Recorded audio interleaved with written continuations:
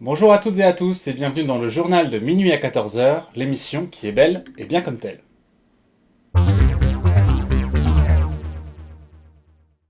Aujourd'hui, on se pose la question qui a fait couler beaucoup d'encre. La plume est-elle plus forte que l'épée? C'est ce que tentent à prouver les événements récents, un reportage de Jean-Marie Scribouille et Christian Bafouille. C'est équipé d'un fusil encreur à écriture semi-automatique, préalablement acheté au marché noir, qu'un écrivain rouge-brun a pénétré au cœur du musée de l'Arme Blanche de Grenoble dans la nuit de vendredi à jeudi. L'individu a alors entrepris de taguer des poèmes ésoterroristes sur les murs intérieurs de la façade, invitant les passants à passer leur chemin à leur prochain. Une escouade de la Beethoven a été immédiatement déployée afin de faire obtempérer toute personne mal avisée ou mésintentionnée. Une opération au résultat mi-feuillu, mitigé, raconte Raoul, officier chef et formateur en malhabilité. Ouais, avec les gars, on est descendu du fourgon, armure complète, mais on est arrivé trop tard, on n'a pas tout de suite compris, alors on s'est auto-interpellé. Des voisins qui l'ont bien connu se déclarent surpris et choqués. C'était un type sympa, toujours souriant, il disait bonjour le matin. Je suis surpris et choqué. Décidément, Grenoble, c'est chaud. Enfin, surtout l'été. L'écrivain forcené est donc, à ce jour, toujours en fuite. Celui qu'on surnomme déjà l'homme aux 100 caractères et dont la description ne comporte aucun signe distinctif. Merci, et tout de suite on passe au résumé de la semaine.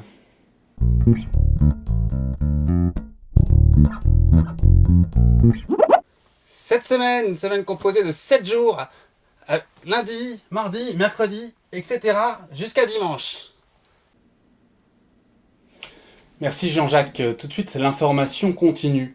À l'international d'abord, puisque pendant la canicule à Miami, les experts ont relevé une importante recrudescence de faits divers. Fake news ou dérèglement climatique, seul le temps nous le dira. En France, le projet de loi du gouvernement consistant à ériger dans chaque commune un monument aux cons a fait l'unanimité à l'Assemblée nationale. En effet, ceux-ci sont presque aussi nombreux que les morts et certains d'entre eux sont encore bien vivants. Le ministre de l'Intérieur et de la Gauloiserie a déclaré « Chez nous, on aime les érections ». Dans la capitale, l'invasion de trottinettes répand la terreur et pousse la municipalité à repenser l'urbanisme. Dans un premier temps, afin de supprimer un grand nombre de micro-trottoirs pour les remplacer par la suite par des macro-trottoirs.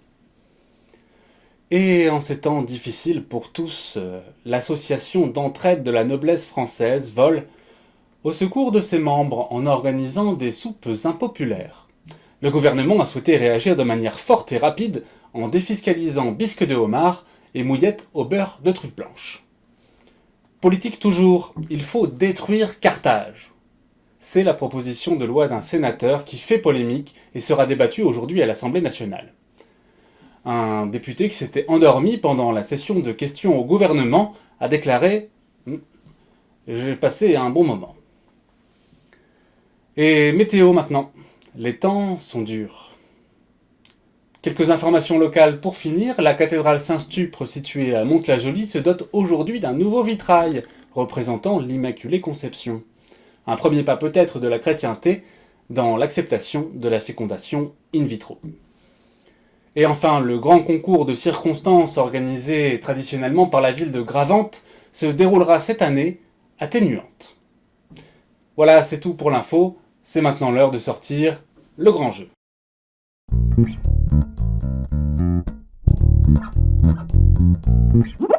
Aujourd'hui, dans notre grand jeu, répondez à la question suivante et gagnez peut-être à être connu.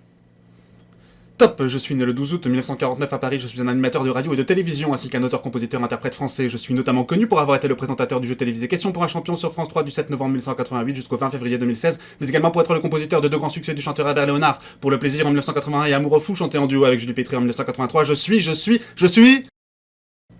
Envoyez vos réponses au 15 115 Marignan Cedex. Et voilà, cette émission touche maintenant à sa fin. Si on se croise, je vous rends l'antenne. En attendant, on se retrouve minuit prochain à 14h pétante. Bonsoir.